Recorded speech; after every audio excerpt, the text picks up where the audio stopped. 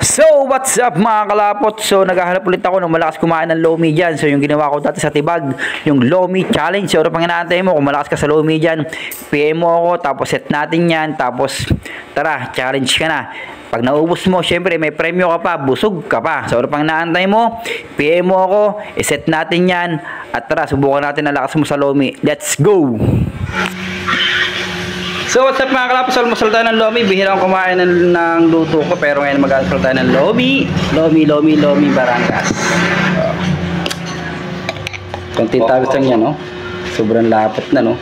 Mga kalapot. Tapos sabahan pa natin ng sili, kalamansi, tapos toyo. Syempre, ayun yung papalabnaw dyan. Pag binuhos po ng gayaan, tapos halong gayaan, yan. Siya yung magpapalabnaw nun. Yun.